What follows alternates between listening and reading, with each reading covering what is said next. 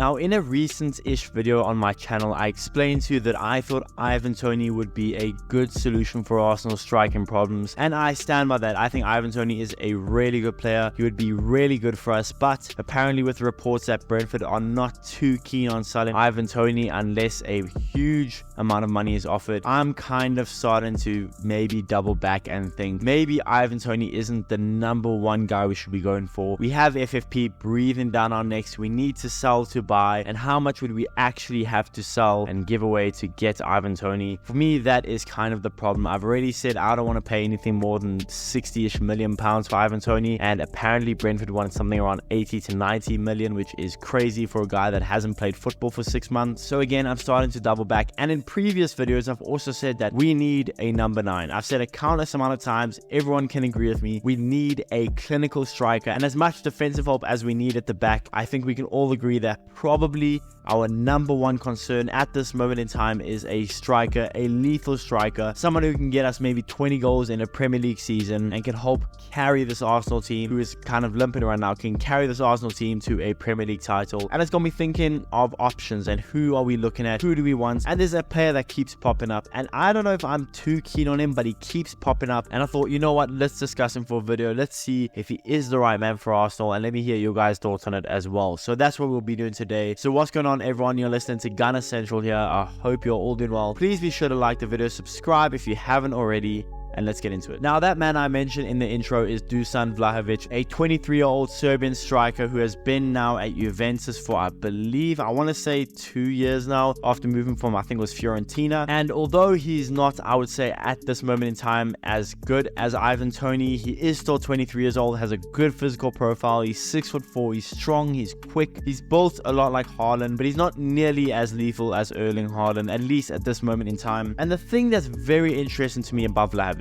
is Juventus apparently would sell. Juventus wanted to sell earlier for him. I think it was in the summer. They said 50 million, and that was too steep for any club to jump on. But now Juventus have some financial problems, and it's making me think we could go in here, we could get a steal of a striker, and I do think Vlahovic isn't a ready-made striker. I think there's a lot to work on him. I think he reminds me a lot of maybe Havertz's type of level, and if we can unlock him in a certain way, he could be really good, but there's also a huge chance of him being a bust. I think it's that type of striker.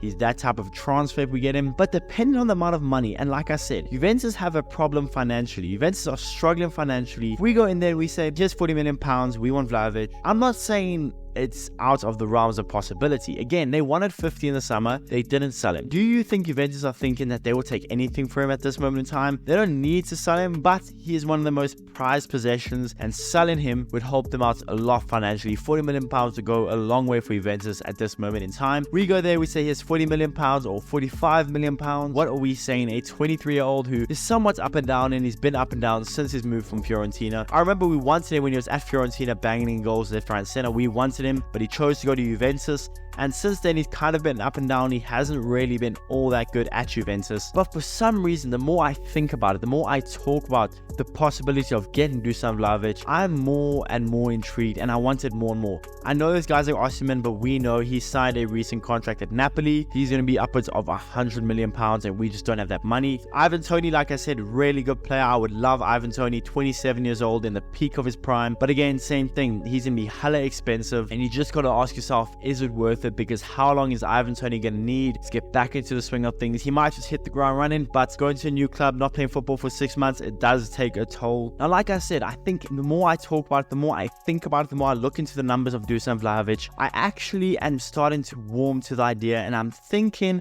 I might bump him up to be one of my favorite possible strikers. My first favorite is Osimhen, but my most realistic favorite striker is probably Vlahovic now. Now, like I said, since his move from Fiorentina, where he scored 49 goals in 108 games, he has moved to Juventus, and he hasn't been as clinical, but it's not as bad as I thought. 73 games for Juventus, 27 goals, and this season alone, he already has 6 goals and 2 assists, which isn't outstanding. It's not tremendous, it's not great, but I do believe there is a world-class striker in him. Again, he has all the physical tools. He is a really good fox in the box, and he'll help us a lot. If you look at the way we play, we struggle. We don't have a tall striker. No one can win headers in the box, so crossing in isn't really an option. But with Vlahovic being 6'4", being a monster, there is a really good possibility that he brings us a new type of way we can play football.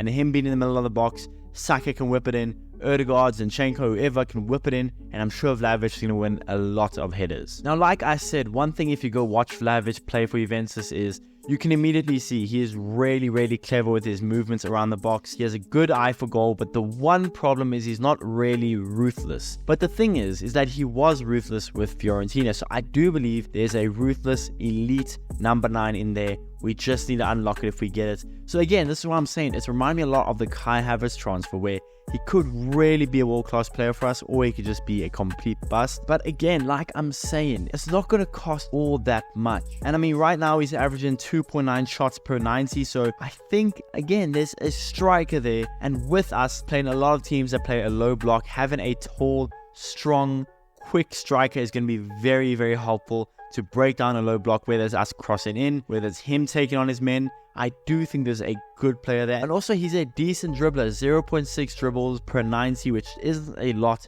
But for a number 9, it is a decent amount. He's decently hardworking on the defensive end as well. So I am all behind this. I think he'd be a game changer for us. And for the amount of money that we could be able to spend on him, again, say 40 to 45 million pounds, even 50 million, I don't think it's that much in comparison to spending 65 on Toney, over 100 for Osimhen. For a top level striker, you need to spend the money. That's how football's always worked. That's how it's going to continue to work. So to get I wouldn't say he's top level, but to get a very good level striker for around 45 million pounds, I am all behind it. I know that leaves us a lot of questions of what do we do with Eddie Nketiah? What do we do with Gabi Jesus? And the thing is, I've answered this before, but I think we keep Eddie Nketiah at least until the summer. If he didn't really play in the back half of the season, maybe we look to sell him, but I think we keep him. We need as much depth as we can get, especially for this last run-in with Champions League games, FA Cup and Premier League.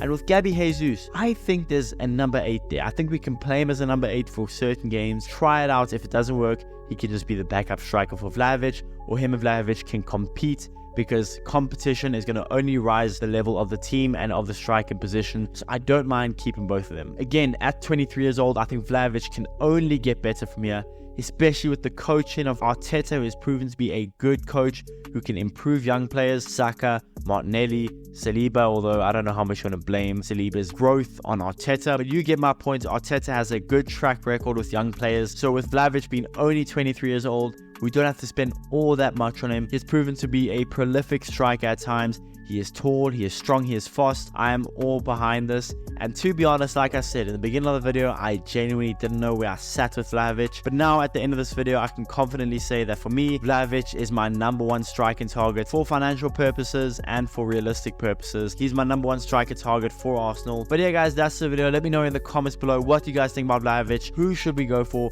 Would you be happy paying for Vlahovic, and how much?